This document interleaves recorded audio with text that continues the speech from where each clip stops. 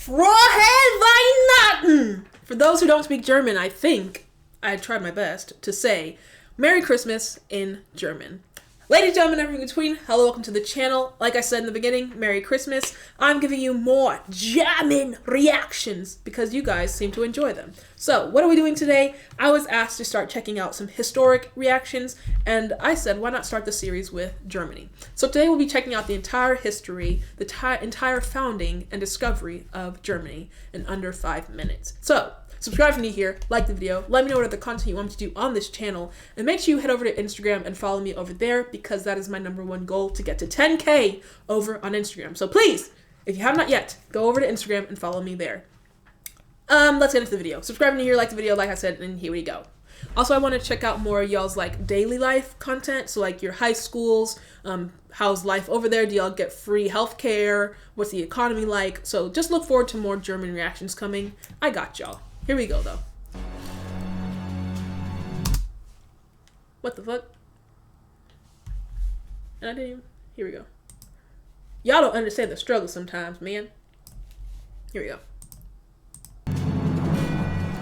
History of Germany. Yes.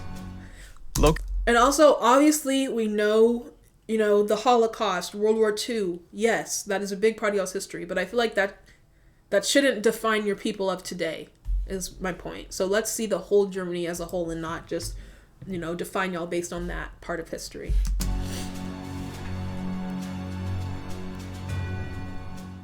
Located in Western and Central Europe, Germany, officially the Federal Republic of Germany, covers an area of 357,022 square kilometers, with a population of over 83 million. Okay. What is that in miles, though? Yes, I'm an American. We don't use kilometers here. He said 350,000 kilometers to miles. How many miles is that? 217,000 miles. Okay, so let's see how many miles is the U.S. Just so I can put it in perspective. What? Coast to coast is approximately 3,000 miles. Yeah, that didn't answer my question. If someone can find out the information and compare Germany to the United States so we can, know the sizing, because y'all's population is freaking humongous.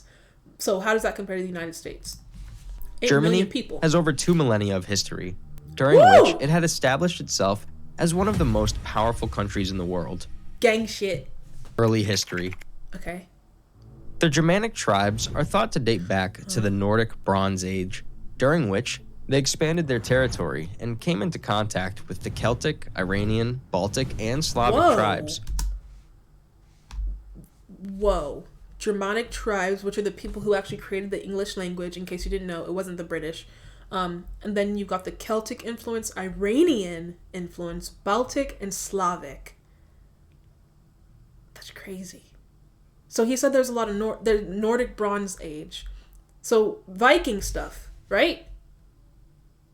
That's crazy.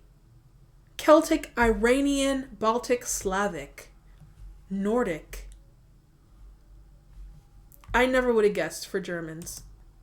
I don't know where I thought y'all came from, but I didn't think you were Iranian or Nordic. And came into... When you think of Nordic, I think of Sweden, Norway, Finland, all those countries. They expanded their territory and came into contact with the Celtic, Iranian, Baltic, and Slavic tribes. Expanded. By the time of Roman general Julius Caesar, the Germanic people, or Germani, were established east of the Rhine River in the lands he referred to as Germania. Under Caesar Augustus, the first Roman emperor, the Roman Empire created a Roman province called Germania and Quia. Areas that remained out of Roman control were referred to as Magna Germania.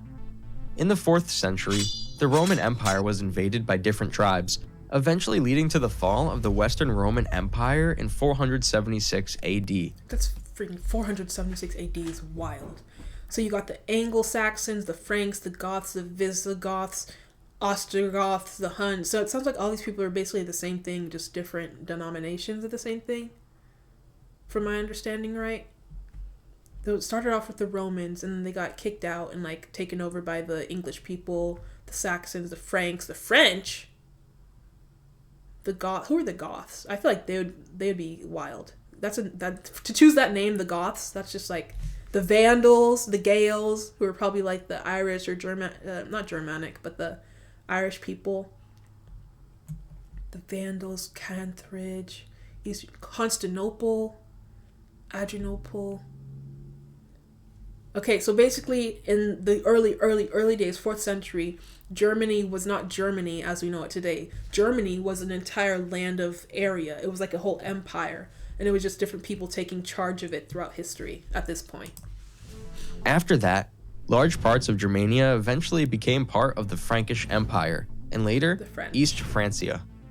Okay. In 800, the Frankish king Charlemagne was crowned emperor of the Holy Roman Empire, of which German territories formed a central part. In the next centuries, the Holy Roman Empire became more complicated with over 1,000 separate territories under distinct authorities in 1789. Following a defeat by Napoleon I at the Battle of Austerlitz, in 1806, the empire was dissolved by Francis II, the last Holy Roman Emperor. Holy Roman German Emperor. Confederation and German Empire. There's a lot of religious talk I'm noticing, and I think I am Christian 100%, but it makes me wonder what the world would be like if religion was not a thing. I think we would all be happier, and people would be less entitled. There would definitely be not as many wars if religion didn't exist. German Confederation and German Empire. Napoleon's reign came to an end in 1815 with the Congress of Vienna forming the German Confederation, a loose league of 39 sovereign German states, most notably of which were the Austrian Empire and the Kingdom of Prussia. In the early 19th century, the German question was raised within the Confederation between the Greater German solution to form a single German nation-state and the Lesser German solution to conserve the current federation of smaller German states. So I'm guessing the Greater German, just based off current times, the Greater German history won. Solution to conserve the current federation of smaller German states. The former was promoted by Austria, while the latter was supported by Prussia. From the mid-1840s, rebellions leading to the 1848 revolutions broke out in the German states. Nearly 2 decades later, war broke out between Austria and Prussia and ended the victory of Prussia, leading to the collapse of the German Confederation. The following year, the North German Confederation was formed with Prussia and its allies, paving the way for the formation of the German Empire with Prussian King William I as emperor. In 1914, Germany led the Central Power in World War I against the Allied power. Going back though, first Prussian king is named William. Where was he really from? Because if your name is William the First. Well, Prussia wasn't really Russia at that time, right? It was a bunch of different territories and people. So maybe William was like a common name over there. That just sounds more English to me than, West European. An empire with Prussian King William I as emperor. In 1914, Germany led this. Sorry to pause again, but he named him an emperor. So how we went from like the Romans, then we went to having a king, the French guy, now we went to having an emperor. When did democracy come into play? Or do you also have kings and queens over in Germany? Let me know. Because I don't know why, but in my mind, I still see everyone as like a democracy where you vote people in, vote people out. If you don't like him, get out of here, bring this person in. But no, in places of the world, there's still emperors and kings and queens and such. Look at the UK, for example. Like a royal family. To us, a royal family is just the Kardashians. But like, there's no such thing as a royal family. Even our president's family, we don't think of them as a royal family. Like, he's our president. We love Joe Biden, but at the same time, like, he's just a man. Just like I'm a woman. I don't know if what I'm saying makes any sense, but I don't know. The titles are what's catching me here. Like, an emperor, what does that even entail, really? In 1914, Germany led the Central Power in World War I against the Allied power. Following its defeat 5 years later, Germany was severely punished by the Treaty of Versailles, leading to the loss of 13% of its European territory. Yep. the Weimar Republic and Nazi Germany. Oh God, here we go. The guys. German Revolution ended the German Empire and established the Weimar Republic. The war reparations, hyperinflation, and the Great Depression resulted in economic hardship in post-war Germany, aiding Adolf Hitler's rise to power. That's true. People were just looking for any sign of hope. Man. Why did World War I even start to begin with? Because what was the cause of all these like turmoils that people had to face because of the actions of World War I? Why did World War I even happen? And that's kind of like crazy thinking. Like, we go to war with this side versus that side. We lose. We have to do all these reparations, and you know, we owe the world all this stuff. So hey, here's an idea. Let's have another war, and this time be even worse. What? That doesn't even make any sense. You have one war just to go turn around and have another war. Depression resulted in economic hardship in post-war Germany, aiding Adolf Hitler's rise to power. The following year, Adolf Hitler, leader of the Nazi Party, was appointed chancellor and then dictator of Germany. So we went from having an emperor to having a chancellor to having a dictator. How did Adolf Hitler even how did he even progress that far? To become a dictator? To where anything you say goes? Like, were the people that desperate for hope or something? Like, what was he promising people? What was, for real, what was he promising people to allow what happened to happen? And I'm talking about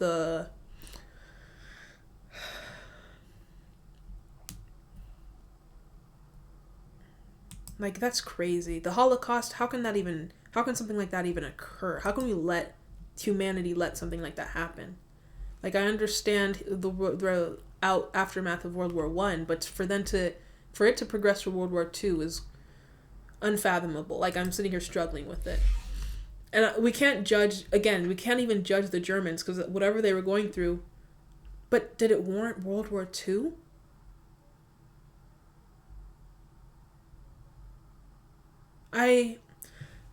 Germany's history needs more than 5 minutes. We need all the details. We need to see everything.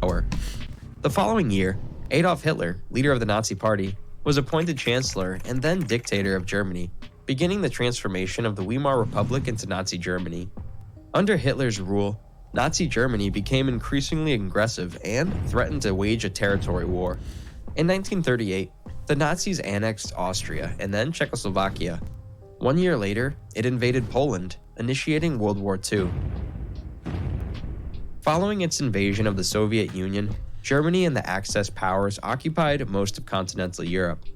During the war, the Holocaust led by the Nazis murdered 17 million people across German occupied.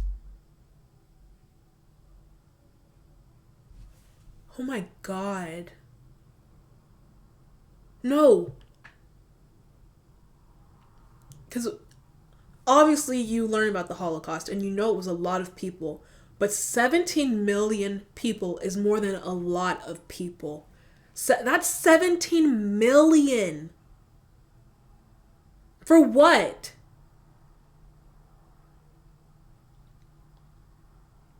$17 million people. And they were all men. This is probably women, children. It's not probably, it was. Wow. 17 million people. And again, like I said in the intro of this video, we cannot judge current modern day Germany for what happened here. But that's the fact that this can happen at all is what's baffling me. During the war, the Holocaust led by the Nazis murdered 17 million people across German-occupied Europe, of which 6 million were Jews. Following the Allied invasion of Normandy, the Germans received continuous defeats.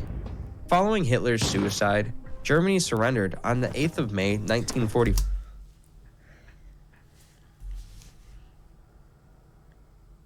I think of the suicide of Hitler two ways. One, coward. Fucking coward. Second of all, weren't you the guy who was pledging to help these people and be there for them? So why now, as it's all crumbling, you decide to abandon them? Like, you were never their leader. You were never for them. This was just a power-hungry bastard, basically. Following Hitler's suicide, Germany surrendered on the 8th of May 1945, marking the end of World War II in Europe. 17 million people have already died, Post-World War though. II and reunification of Germany. Following its surrender, Germany was partitioned into 4 occupation zones occupied by the US, Great Britain, France, and the Soviet Union. Oh, that's kind of sad for the German people, because it's kind of like, okay, you didn't learn your lesson from the first war, so now we have to, like, watch you for the second war and make sure you actually do what you're supposed to do. But it's kind of sad, because not all German people were in support of what happened. But now they're all basically being controlled by the Germans, the Russians, the Soviet Union, France, America. In May 1949, the France, US, and Great Britain occupation zones were merged to form the Federal Republic of Germany, or West Germany. West Germany? Meanwhile, the Soviet zone became the German Democratic Republic, or East Germany. What? The Berlin Wall was built to divide East Berlin from West Berlin. We're getting in. Yeah, I've heard of the Berlin Wall, but what's going on? Why didn't it just become Germany? Why is there West Germany versus the East Germany? Why didn't they just become Federal Republic of Germany? This is just like Ireland all over again. Federal Republic of Germany versus the German Democratic Republic. Democratic. Okay, so Democratic versus Republic. Or East Germany. The Berlin Wall was built to divide East Berlin from West Berlin. Take the Berlin Wall down. Let it be one country. Following the fall of the Berlin Wall, in 1990, the Yeah. 2+4 treaty was negotiated between the German Democratic Republic, the Federal Republic of Germany, and the 4 powers occupying Germany, allowing the official reunification of Germany later that year. Yeah.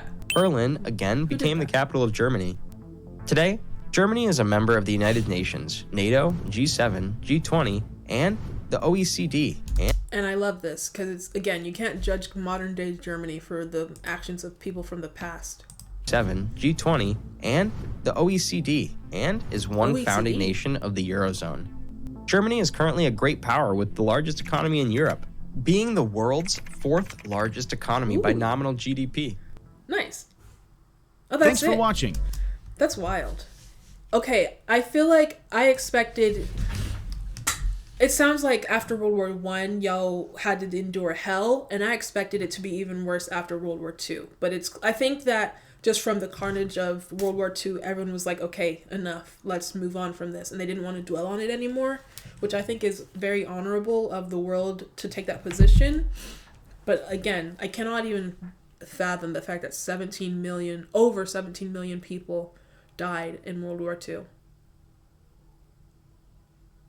And 6 million of them were the Jews. The fact that something like that can even happen is crazy. And it's not like it was the 1800s, 1700s, where people were just barbarians. We're talking 1945. That was like 60, 70, 80 years ago. That really was not that long ago when this all happened. It was this century.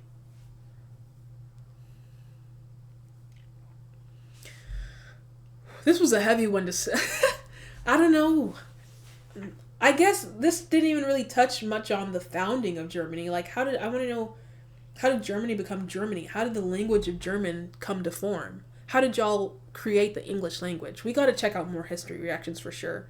So subscribe to me here. Let me know what other content you want on the channel. Follow me on Instagram to help your girl get to 10K. And I will see you in the next one. Make sure you like this video so I know you guys even enjoyed it. Let's get 600 likes on this video for more German reactions. This was a heavy video. I'm getting teary-eyed thinking about it. Bye.